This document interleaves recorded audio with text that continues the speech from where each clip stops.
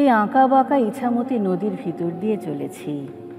এই ছোট খামখেয়ালি বর্ষাকালের নদীটি, এই যে দুই ধারে সবুজ ঢালু ঘাট, দীর্ঘ ঘন কাশবন, পাটের ক্ষেত, আখের ক্ষেত, আর এই সারি সারি গ্রাম, এ যেন একই কবিতার কয়েকটা লাইন।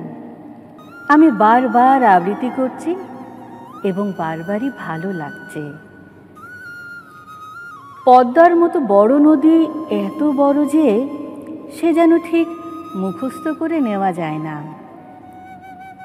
আর এ কেবল কটি বর্ষা মাসের দ্বারা অক্ষর গোনা ছোট বাঁকা নদীটি যেন বিশেষ করে আমার হয়ে যাচ্ছে। পদ্মা নদীর কাছে মানুষের লোকালয় তুচ্ছ, কিন্তু ইছামতি মানুষ ঘেঁষা নদী। তার শান্ত জলপ্রবাহের সঙ্গে মানুষের কর্মপ্রবাহের স্রোত মিশে যাচ্ছে। সে ছেলেদের মাছ ধরবার এবং মেয়েদের স্নান করবার নদী।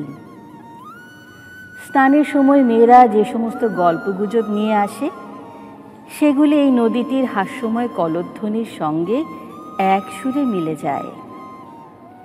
আশ্বিন মাসে মেনকার ঘরের পার্বতী যেমন কৈলাস শিখর ছেড়ে একবার তার বাপের বাড়ি দেখে শুনে যান, ইছামতি তেমনি সম্বৎসর অদর্শন থেকে বর্ষার কয়েক মাস আনন্দহাস্য করতে করতে তার আত্মীয় লোকালয়গুলির তত্ত্ব নিতে আসে।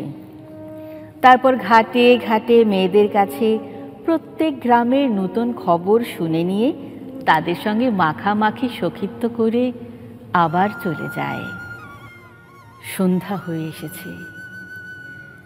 আকাশ মেঘে অন্ধকার, গুরু গুরু মেঘ ডাকছে এবং ঝোড়ো হাওয়ায় তীরের বনো ঝাউগুলো দুলে উঠছে। বাঁশঝাড়ের মধ্যে কালির মতো অন্ধকার এবং জলের উপরে গোধূলির একটা বিবর্ণ ধূসর আলো পড়ে একটা অস্বাভাবিক উত্তেজনার মতো দেখতে হয়েছে। আমি ক্ষীণা লোকে কাগজের উপর ঝুঁকে পড়ে চিঠি লিখছি।